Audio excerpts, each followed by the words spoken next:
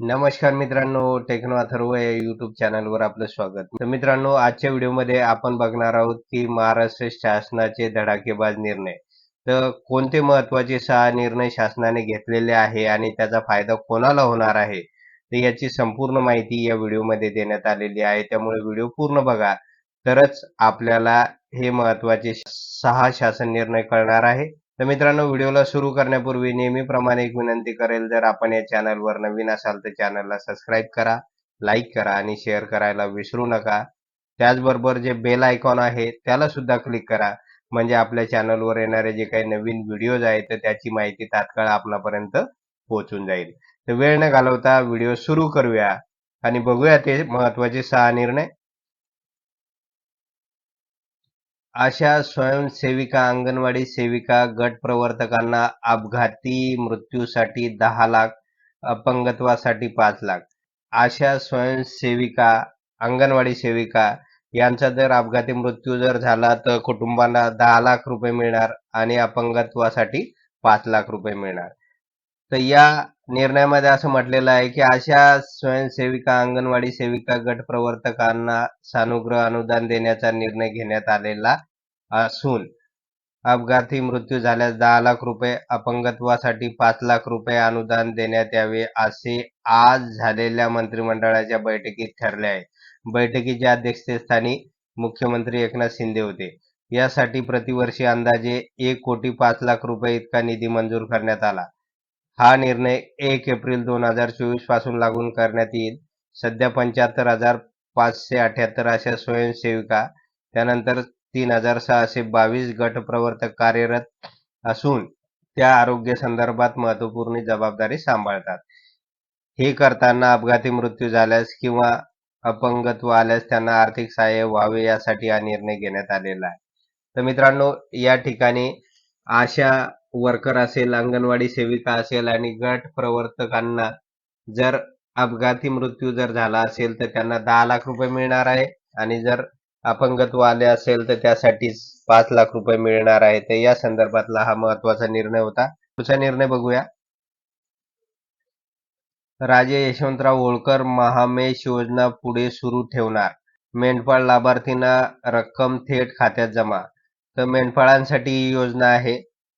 तर यामध्ये राज्यातील मेंढपाळांसाठी असलेले राजे यशवंतराव होळकर महामेश योजना पुढे सुरू ठेवण्याचा आणि मेंढपाळ लाभार्थींना रक्कम थेट खात्यात जमा करण्याचा निर्णय आज झालेला आहे. त्यानंतर राज्यातील धनगर समाजातील मागासलेपणा दूर करण्याच्या उद्देशाने ही योजना 2017 पासून सुरू होती. या योजनेत अधिकाधिक लाभार्थ्यांना फायदा व्हावा म्हणून काही बदलासह त्यास मान्यता देण्यात आलेली आहे.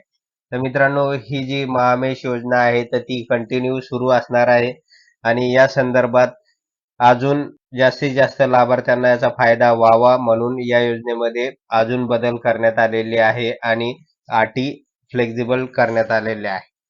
त्यानंतर पुढचा निर्णय बघूया आपण.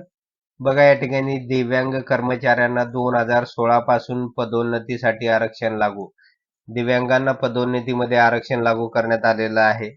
राज्य शासनातील दिव्यांग कर्मचाऱ्यांसाठी 30 जून 2016 पासून पदोन्नतीसाठी आरक्षण लागू करण्याचा निर्णय आज मंत्रिमंडळाच्या बैठकीत घेण्यात आला. गट ड ते गट अ च्या पदामध्ये पदोन्नतीमध्ये 4% आरक्षण 30 जानेवारी 2016 पासून लागू करण्यात येत आहे. याचा लाभ काल्पनिक पद्धतीने गट अ च्या निम्न स्तरापर्यंत मिळेल. 30 जून 2016 पासून ज्या दिनांकाला दिव्यांग अधिकारी व कर्मचारी पदोन्नतीसाठी पात्र ठरेल त्या दिनांकापासून त्यांना काल्पनिकरित्या आरक्षणाचा लाभ देण्यात येईल. म्हणजे 2016 पासून दिव्यांग कर्मचाऱ्यांना पदोन्नतीमध्ये आरक्षण लागू करण्यात आलेलं आहे. अशा प्रकारचा शासन निर्णय आहे.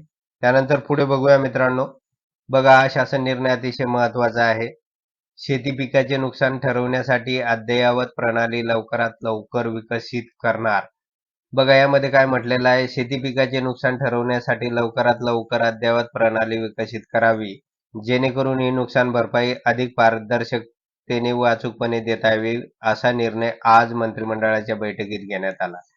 त्यानंतर 1 जुलै 2024 रोजी या संदर्भात झालेल्या मंत्रिमंडळ उपसमितीच्या बैठकीत सामान्यीकृत फरक वनस्पती निर्देशांक निकषासाठी पूर्ण अद्ययावत प्रणाली कृषी विभागामार्फत तयार करण्यात होत नाही तोपर्यंत प्रचलित धोरणाप्रमाणे शेती पिकांना नुकसान भरपाई देण्याबाबत निर्णय झाला होता. तर बघा या ठिकाणी शेती पिकाचे नुकसान ठरवण्यासाठी आता अद्ययावत प्रणाली लवकरात लवकर विकसित करण्यात येईल या संदर्भातला निर्णय या ठिकाणी घेण्यात आलेला आहे. त्यानंतर पुढचा निर्णय बघूया आपण. बघा या ठिकाणी नाशिक जिल्ह्यातील अंबडमध्ये MIDC साठी 16 हेक्टर शासकीय जमीन म्हणजे नाशिक येथील MIDC साठी 16 हेक्टर जमीन देण्यात आलेली आहे. हे प्रकरण आहे अंबडमध्ये.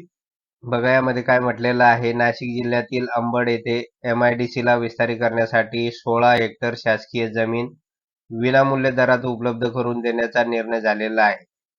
त्यानंतर या जमिनीची किंमत 24,02,40,000 इतकी असून ती विनामूल्य MIDC ला हस्तांतरित करण्यात येईल. अशा प्रकारचा महत्वाचा एक निर्णय या ठिकाणी झालेला आहे. त्यानंतर पुढचा निर्णय बघूया मित्रांनो. हा शेवटचा निर्णय आहे या ठिकाणी. समग्र शिक्षा अभियानांतर्गत कर्मचाऱ्यांना सेवेत सामावून घेण्याबाबत अभ्यास समिती मुंबई.